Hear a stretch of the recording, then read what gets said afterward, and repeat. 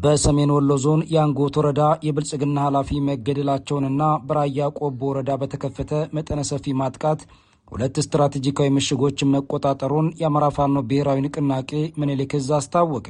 ዕዙ ባወጣው የግንባር መረጃ ዘመቻ አንሻ ሰይድ በተሰኘው ኦፕሬሽን 5 ክፍለ ጦሮች በጋራ በመቀናጀት በአገዛዙ ጥምር ጦር ላይ ከፍተኛ የሰው ኃይልና የመካናይዝድ ቁሳቁስ ኪሳራ ማድረሳቸውን ገልጿል። ተጨማሪውን ይዘናል።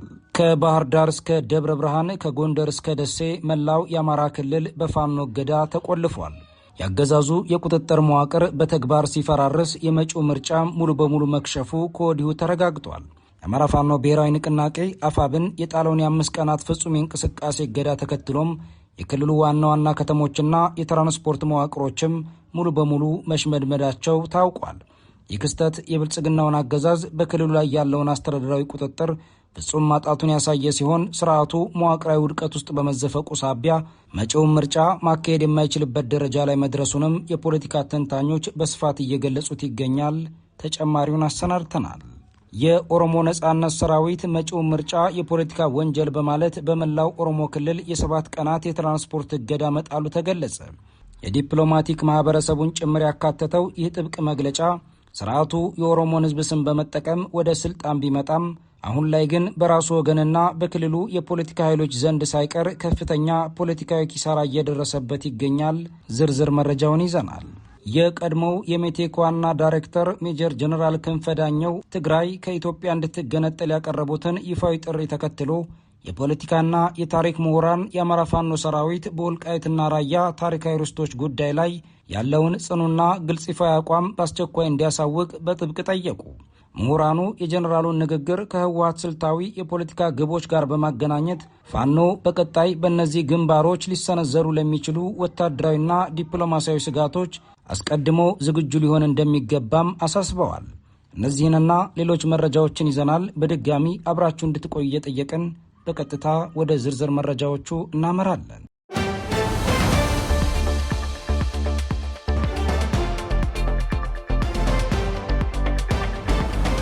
በሰሜን ወሎ ዞን የአንጎት ወረዳ የብልጽግና ኃላፊ መገደላቸውንና በራያ ቆቦ ወረዳ በተከፈተ መጠነ ሰፊ ማጥቃትም 2 ስትራቴጂካዊ ምሽጎች መቆጣጠሩን የአማራ ፋኖ ብሔራዊ ንቅናቄ ምኒልክ ዕዝ አስታወቀ። ዕዙ ባወጣው የግንባር መረጃም ዘመቻ አንሻ ሰይድ በተሰኘው ኦፕሬሽን 5 ክፍለ ጦሮች በጋራ በመቀናጀት በአገዛዙ ጥምር ጦር ላይ ከፍተኛ የሰው ኃይልና የሜካናይዝድ ቁሳቁስ ኪሳራ ማድረሳቸውንም ገልጿል። በአማራ ክልል ሰሜን ወሎ ዞን የሚንቀሳቀሰው ምኒልክ ዕዝ በወሰደው የተቀናጀ ወታደራዊና የከተማ ኦፕሬሽን የአንጎት ወረዳ የብልጽግና ፓርቲ ጽህፈት ቤት ኃላፊ ላይ የማያዳግም እርምጃ መውሰዱንና ዘመቻ አይሻ ሰይድ በተሰኘው መጠነ ሰፊ ውጊያ የብልጽግና ጥምር ጦርን በመምታት ስትራቴጂካዊ ቦታዎችን መቆጣጠሩን አስታውቋል። የዕዙ 102ኛ ኮር የህዝብ ግንኙነት መምሪያ ለጣቢያችን በላከው መረጃ መሰረት በትናንትናው ዕለት በራያ ቆቦ ወረዳ በተኩለሽ ከተማና ዙሪያዋ በተደረገ ከፍተኛ ውጊያ በብልጽግና ሰራዊት ላይ ከባድ የሰው ኃይልና የቁሳቁስ ኪሳራ ደርሷል ብለዋል። የምኒልክ ዕዝ የከተማ ሰርጂካል ኦፕሬሽን ቲም ባከናወነው ድንገተኛ ጥቃትም በአንጎት ወረዳ የብልጽግና ፓርቲ ጽህፈት ቤት ኃላፊ በሆኑት በአቶ ተመስገን ያረጋድ ላይ የማያዳግም እርምጃ መውሰዱንና እስከ ወዲያኛው ማሰናበቱን ገልጿል።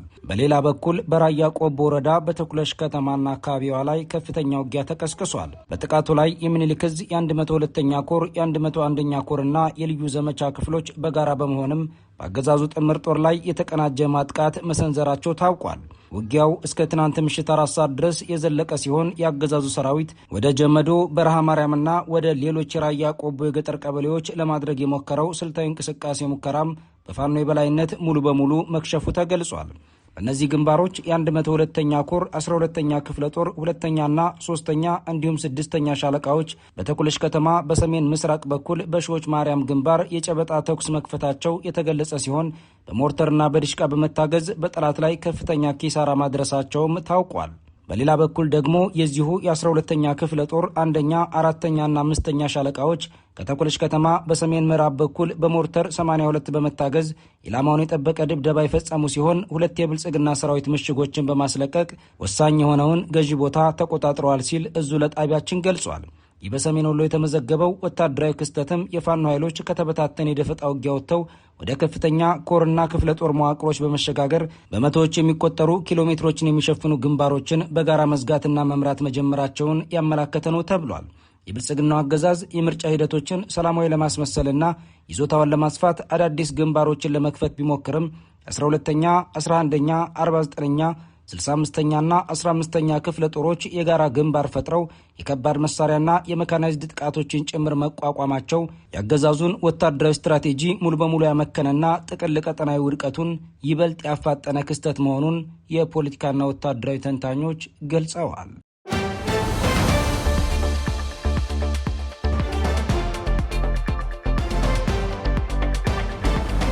ከባህር ዳር እስከ ደብረ ብርሃን ከጎንደር እስከ ደሴ መላው የአማራ ክልል በእገዳ ተቆልፏል። የአገዛዙ የቁጥጥር መዋቅር በተግባር ሲፈራርስ የመጪው ምርጫም ሙሉ በሙሉ ከወዲሁ መክሸፉ ተረጋግጧል።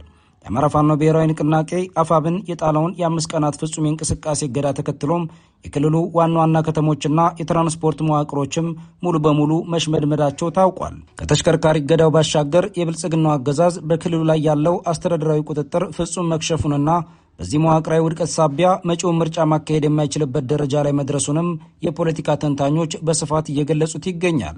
የአማራ ፋኖ ብሔራዊ ንቅናቄ ኃይሎች ከአምቡላንስ በስተቀር አጠቃላይ የትራንስፖርት እንቅስቃሴ መከልከላቸውን ተከትሎም የክልሉ የኢኮኖሚና የፖለቲካ ማዕከላት ዝግ ሆነዋል ተብሏል። ከእነዚህ መካከል በባህር ዳር ከተማ የሚገኙት ታዋቂዎቹ የጎንደር በርና የጎጃም በር መናኸሪያዎች ሙሉ በሙሉ ከስራ ውጭ ሆነዋል ተብሏል። ወደ ጎንደር እስቴና ፍኖተ ሰላም የሚጓዙ አውቶቡሶችና ሚኒባሶችም ጉዟቸውን የሰረዙ ሲሆን መናኸሪያዎቹም ዝግ መሆናቸው ታውቋል። በጎንደር ከተማ የሚገኙ የህዝብ ማመላለሻ መናኸሪያዎችም በተመሳሳይ መልኩ ምንም አይነት ስምሪት ሳያስተናግዱ ውለዋል። ከተማዋን ከሌሎች አካባቢዎች ጋር የሚያገናኙት መስመሮችም ሙሉ በሙሉ ተዘግተዋል። በምስራቅ ጎጃም ዋና ከተማ ደብረ ማርቆስ ደግሞ በተመሳሳይ መንገድ መናኸሪያዎች ዝግ ሆነው የዋሉ ሲሆን የከተማዋ የንግድና የትራንስፖርት እንቅስቃሴ ፍጹም ጸጥታ ሰፍኖበታል ሲሉ የዓይን እማኞች ለጣቢያችን ገልጸዋል። የደቡብ ወሎ መናገሻና የምስራቃዊ ኮሪደር ዋነኛ የንግድ ማዕከል የሆነችው ደሴ ከተማም ከንጋቱ 12 ሰዓት ጀምሮ አጠቃላይ የመናኸሪያ ስምሪቶች ተቋርጠዋል። ከተማዋን ከሰሜን ወሎና ከቀጠናው ጋር የሚያገናኙት ስልታዊ መንገዶችም ሙሉ በሙሉ በአፋብን ቁጥጥር ስር መውደቃቸው ተረጋግጧል። ወደ መዲናዋ አዲስ አበባ የሚያመራውና የስልታዊ መስመር መዳረሻ የሆነችው የኢንዱስትሪ ከተማዋ ደብረ ብርሃንም የእገዳው ሰለባ ሆናለች። ከከተማዋ ወደ ተለያዩ ወረዳዎችና ወደ አዲስ አበባ የሚደረጉ የትራንስፖርት እንቅስቃሴዎችም ሙሉ በሙሉ በመቋረጣቸው አገዛዙ እስከ ዋና ከተማው ደጃፍ ድረስ ያለውን የመንገድ ዋስትና ማጣቱ ተረጋግጧል። የብልጽግናው አገዛዝ በትራንስፖርት ዘርፉ ላይ ያለውን ቁጥጥር ለማስከበር የአሽከርካሪዎችን መብት በመንፈግ በቅጣትና በማስፈራሪያ ወደ ስራ እንዲሰማሩ ለማስገደድ ቢሞክርም በተግባር ግን የአማራ ፋኖ ብሔራዊ ንቅናቄ የኃይል ሚዛንና የህዝባዊ እምቢተኝነት ውሳኔን መቋቋም አልቻለም። አሽከርካሪዎች እንደገለጹት የተላለፈውን እገዳ አክብረን ስንቆም የብልጽግና ስምሪቶች በቅጣት እያስፈራሩን ይገኛሉም ብለዋል።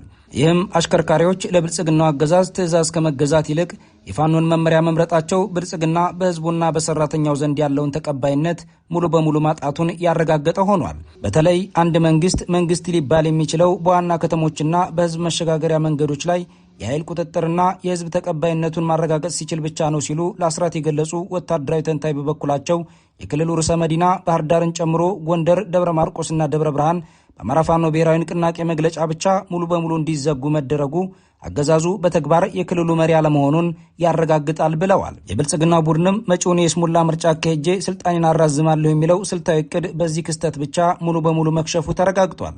የምርጫ ቁሳቁሶችን ማጓጓዝ፣ የታዛቢዎችንና የምርጫ አስፈጻሚዎችን ስምሪት ማከናወን ቀርቶ ዋና ዋና ከተሞች እንኳን እርስ በርስ መገናኘት ባልቻሉበት አውድ ውስጥ የሚታወጀው ማንኛውም የምርጫ ውጤት ፍጹም የተጭበረበረና የውሸት ድራማ መሆኑን ይህ 5 ቀናት የእንቅስቃሴ መዘጋት ለዓለም አቀፉ ማህበረሰብ በተግባር ያመላከተ ነው ተብሏል።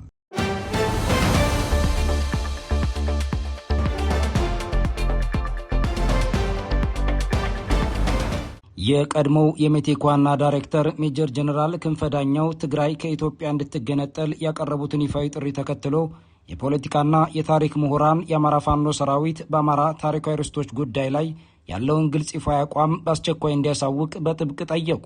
ምሁራኑ የጀነራሉን ንግግር ከህወሓት ስልታዊ የፖለቲካ ግቦች ጋር በማገናኘት ፋኖ በቀጣይ በእነዚህ ግንባሮች ሊሰነዘሩ ለሚችሉ ወታደራዊና ዲፕሎማሲያዊ ስጋቶች አስቀድሞ ዝግጁ ሊሆን እንደሚገባም አሳስበዋል። የቀድሞው የብረታ ብረትና ኢንጂነሪንግ ኮርፖሬሽን ሜቴክ ዋና ዳይሬክተር ሜጀር ጀነራል ክንፈ ዳኘው ትግራይን ከኢትዮጵያ የመገንጠል አጀንዳ ይዘው በይፋ ብቅ ማለታቸው በሀገሪቱ የፖለቲካ ምህዳር ላይ ሰፊ ቁጣና ውይይት ቀስቅሷል። የታሪክና የፖለቲካ ምሁራን ይህንን ክስተት የህዝብን ሀብት በቢሊዮን በመዝረፍ ከሚታወቁት የህወሓት የቀድሞ ባለስልጣናት ስልታዊ ሴራና በአሁኑ ወቅትም ሀገሪቱን እያመሰ ካለው የኦሮሞ ብልጽግና የለየለት ተረኝነት ፖለቲካ ጋር በማገናኘት እየተነተኑት ይገኛሉ። ሁለቱም ኃይሎች ለአማራ ህዝብ ህልውና የጋራ ታሪካዊ ጠላት መሆናቸውን የገለጹት ምሁራኑ የአማራ ፋኖ ሰራዊት በወልቃይት ጠገዴና በራያ ጉዳይ ላይ ያለውን ጽኑና የማይደራደር ይፋዊ አቋም በአስቸኳይ ማሳወቅ እንዳለበት በጥብቅ አሳስበዋል። ከእስር ተፈተው መቀሌ ከገቡ በኋላ በይፋዊ መድረኮች ላይ ብቅ ያሉት ሜጀር ጀነራል ክንፈ ዳኘው ትግራይ አገር የምትሆንበትና ራሷን የምታውጅበት ትክክለኛ ጊዜ አሁን ነው በማለት የመገንጠል አጀንዳ ሲያቀነቅኑ ተደምጠዋል። ጀነራሉ ቀደም ሲል በሜቴክ ተቋም ውስጥ በቢሊዮን የሚቆጠር የሀገር ሀብት የዘረፉና ኢትዮጵያዊነት በሽታ ነው በሚለው አደገኛ ንግግራቸው የሚታወቁ ሲሆን አሁን ደግሞ የትግራይ ህዝብ የኤርትራን የሪፈረንደም ፈለግ መከተል አለበት የሚል ጥሪ ማቅረባቸው ታውቋል። ምሁራኑ እንደሚሉት ይህ የጀኔራሉ ውትወታ የግለሰብ አስተያየት ሳይሆን የህዝብን የሀገርና የኢኮኖሚ ምሰሶ በመመዝበር የሀብት ክምችት የፈጠሩ የህወሓት ሊቃን ያከማቹትን የዘረፋ ሀብት ለመጠበቅና ከህጋዊ ተጠያቂነት ለማምለጥ የሀገረ ትግራይ ምስረታን እንደ መጨረሻ አማራጭ ለመጠቀም የያዙት ስልታዊ ድብቅ ካርታ ነው ሲሉ ይገልጹታል። በሌላ በኩል በአሁኑ ወቅትም በአዲስ አበባ ላይ የዚህ ሰንሰለቱን የዘረጋውና በአብይ አህመድ የሚመራው የኦህዴድ ብልጽግና አገዛዝ ሀገሪቱን ወደ ፍጹም የተረኝነትና የአምባገነንነት ምዕራፍ ውስጥ ከቷታል። የከተማ ማዘመን በሚል ስም በሺዎች የሚቆጠሩ ንጹሐንን ያለመጠለያ ማፈናቀል፣ ጋዜጠኞችንና ተቃዋሚዎችን ማሰር እንዲሁም የህግ የበላይነትን ማጥፋት የብልጽግናው አገዛዝ መገለጫ ሆኗል። የፖለቲካ ተንታኞች እንደሚያመላክቱት ደግሞ ምንም እንኳን ህወሓትና ኦህዴድ በስልጣን ፉክክር ውስጥ ያሉ ኃይሎች ቢመስሉም በአንድ ዋና መሰረታዊ አጀንዳ ላይ ግን ፍጹም ስልታዊ መናበብና ቁርኝት አላቸው ይላሉ። ሁለቱም ቡድኖች የአማራን ህዝብ በጠላትነት እንደሚመለከቱት የገለጹት ተንታኞቹ ኦህዴድ በኦሮሚያና በአዲስ አበባ ዙሪያ ስልታዊ የማንነት ጥቃትና ማፈናቀል ሲፈጽም፣ ህወሓት ደግሞ በሰሜን በኩል የአማራን ህዝብ ወታደራዊና ፖለቲካዊ አቅም ለመስበር ተመሳሳይ ጸረ አማራ ስትራቴጂን ይከተላል ብለዋል። ይህ የህወሓት የዘረፋ መዋቅርን የማዳን የመገንጠል እቅድና የኦህዴድ የስልጣን ተረኝነትም በቀጥታ ነባርና ታሪካዊ በሆኑት የአማራ ርስቶች ላይ ከፍተኛ አደጋ መደቀኑ ተሰምቷል። ህወሓት ሊመሰረታት ለሚያልማት አዲስ አገር ወደ ውጭ ዓለም መውጫ የሚሆን ስልታዊና ወታደራዊ ድንበር መስመር በሱዳን በኩል ለማግኘት ሲል ብቻ ወልቃይትን በኃይል ለመቀማት ይፈልጋል ያሉት ምሁራኑ የኦህዴድ ብልጽግና አገዛዝ ደግሞ የአማራን ህዝብ ወታደራዊና ፖለቲካዊ አቅም ሙሉ በሙሉ ሰብሮ ከተረኝነት አምባገነንነቱ በታች ለማንበርከክ ሲል ወልቃይትንና ራያን ለህወሓት አሳልፎ ለመስጠት የውስጥ ዲፕሎማሲያዊና ስልታዊ ድርድር እያደረገ እንደሚገኝም ገልጸዋል። ይህንኑ በአማራ ህዝብ ላይ የተደቀነውን የጋራ ጠላቶች ውስጣዊ ጥምረትና ስልታዊ አደጋ መሰረት በማድረግም ምሁራን የአማራ ፋኖ በጉዳዩ ላይ ረዥም ጊዜ መውሰድ እንደሌለበት በጥብቅ አሳስበዋል። ፋኖ ወልቃይት ጠገዴና ራያ የድርድር ማቅረቢያ ሳይሆኑ የማንነትና የታሪክ መሰረት ያላቸው ፍጹም የአማራ ታሪካዊ ርስቶች መሆናቸውን የሚያረጋግጥ የሁለቱንም ቡድኖች ጸረ አማራ ሴራ የሚያጋልጥ ይፋዊ ፖለቲካዊ ማኒፌስቶ ለአገር ውስጥና ለዓለም አቀፉ ማህበረሰብ በአስቸኳይ ይፋ ሊያደርግ እንደሚገባም ጠቁመዋል። ህወሓት የዘረፋ መዋቅሩን ለማዳን ከኦህዴድ ጋር ውስጥ ለውስጥ በመተባበር ታሪካዊ ርስቶቹን በኃይል ለመውሰድ ለሚያደርገው ስልታዊ መረባረብም ፋኖ ወታደራዊ ዝግጅቱን በእነዚህ ግንባሮች ላይ ማጥበቅ እንዳለበት ምሁራኑ ጥሪያቸውን አቅርበዋል።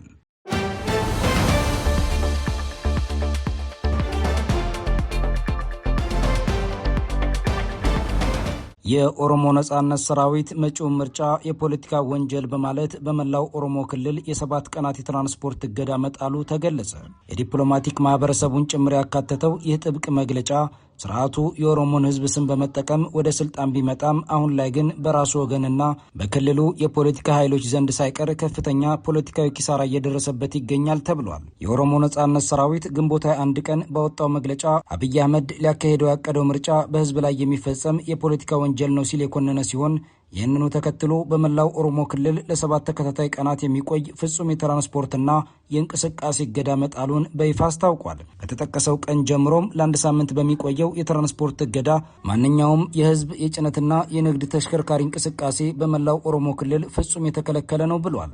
ህመምተኞችን ከሚያጓጉዙ አምቡላንሶች በስተቀርም ማንኛውም ይህንን እገዳ ጥሶ በሚንቀሳቀስ ተሽከርካሪ ላይ ፈጣንና ወሳኝ እርምጃ እንደሚወስድም በጥብቅ አሳስቧል። በተለይ በአሁኑ ወቅት በዋና ከተማዋ አዲስ አበባ የሚገኙ የኤምባሲና ዓለም አቀፍ ተቋማት ዲፕሎማቶች በዚህ ሳምንት ወደ ኦሮሞ ክልል ወይም በክልል ውስጥ የሚያደርጉትን ማንኛውም አይነት ጉዞ እንዲያቆሙ ገልጿል።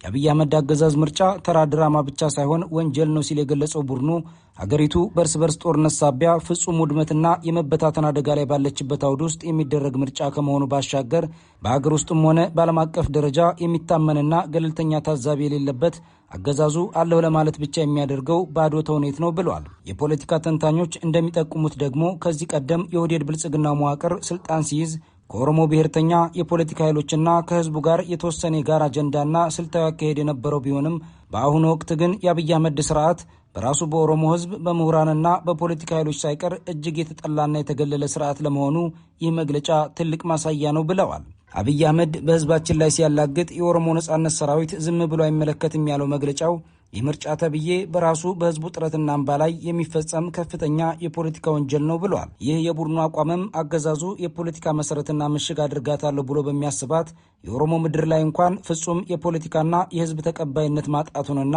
የስርዓቱን ጥቅል መፈራረስ በግልጽ ያሳየ ክስተት ሆነዋል።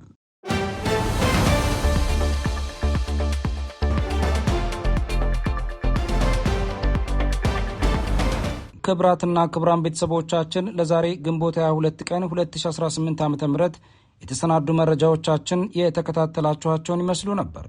አብራችሁን ስለቆያችሁ ልባዊ ምስጋናችን ይድረሳችሁ እያለን በዚሁ እንሰናበታለን። አስራት ብሮድካስት ሰርቪስ